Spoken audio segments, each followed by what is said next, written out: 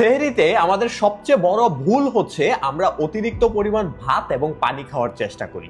এখন কথা হচ্ছে পানি খাওয়া এবং ভাত খাওয়ার মধ্যে ভুলটা কোথায়? আমরা চিন্তা করি যে প্রচুর পরিমাণে পানি খেয়ে নিলে আমাদের সারাদিনের পানির চাহিদা হয়তো এখান থেকে পূরণ হয়ে যাবে। এখন দেখেন, সারাদিনের পানির চাহিদা পূরণ হবে কি হবে না তার থেকে বড় কথা হচ্ছে আমাদের বডিতে পানি সাধারণত ইনটেক করার 30 থেকে 1.5 ঘন্টার মধ্যে বের হওয়ার প্রক্রিয়া শুরু হয়ে যায়। দ্যাট মিন আপনি যত পরিমাণে পানি খান না কেন এটা আপনার বডি থেকে বের হয়ে যাবে মাত্র 2 ঘন্টার ভিতরে। সো সেক্ষেত্রে আপনি যদি অতিরিক্ত পরিমাণ পানি পান করার চেষ্টা করেন তাহলে কি হবে, সেটা আপনার ঘুমের সমস্যা করবে। আপনি পানি খেয়ে যখন ঘুমাতে যাবেন নামাজ পড়ার পর, তখন একটু পর পর আপনার সবের ব্যাক চলে আসবে। সো সেক্ষেত্রে অতিরিক্ত পানি আপনাকে সারাদিন সার্ভাইভ করতে কখনো সাহায্য করতে পারবে না। 2 নাম্বার কথা হচ্ছে অতিরিক্ত পরিমাণ ভাত খেলে অনেকে মনে করে সারাদিন পেট ভর্তি থাকবে, বারবার খিদে লাগবে না এবং রোজা রাখতে সহজ হবে।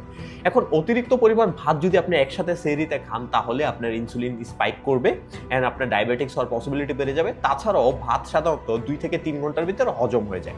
তার মানে আপনি যত পরিমাণে ভাত খান না কেন, আপনি ঘুম থেকে উঠার মাত্রই দেখবেন আপনার আবার খিদে লাগতে শুরু হয়েছে।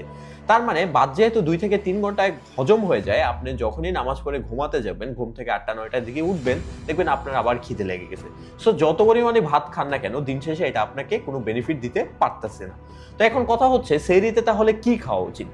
সেহরিতে এমন ধরনের খাবার খাওয়া উচিত যেগুলো আপনাকে দীর্ঘক্ষণ পেট ভর্তি রাখতে সাহায্য করে এবং লং টাইম ধরে আপনাকে বডিতে এনার্জি প্রোভাইড করে।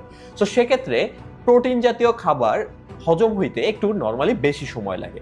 আপনি যদি হিসাব করেন, মাছ সাধারণত আমাদের বডিতে হজম হয়ে যায় 3 থেকে 4 ঘন্টায়। মাংসের কথা হিসাব করলে মুরগির মাংস 4 থেকে 5 ঘন্টা, গরুর মাংস 5 থেকে 8 ঘন্টার ভিতরে হজম হয়ে যায়, ডিপেন্ড করে বডি ওয়াইজ। এছাড়াও বাদাম হজম হতে প্রায় 7 ঘন্টা সময় লাগে। ওটস, লাল চালের ভাত, রুটি এগুলো হজম হতে 3 থেকে 4 ঘন্টা সময় লাগে। তো সেক্ষেত্রে আপনারা যদি এই খাবারের সাথে প্রোটিন জাতীয় খাবার, কিছু পরিমাণ সবজি, কিছু পরিমাণ ফল অ্যাড করে সুষম একটা খাবার সাজান, সেটা খান, তাহলে সেটা আপনাকে দীর্ঘক্ষণ যেমন এনার্জি দিবে এবং হজম হতেও বেশি সময় লাগবে।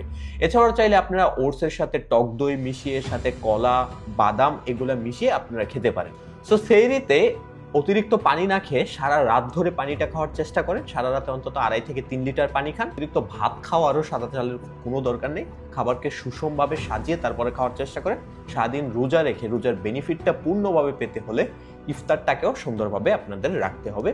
কারণ ভাজা পোড়া তেল মশলা খাবার এগুলো কখনো আমাদের মুসলিম সুন্নাহর মধ্যে ছিল না।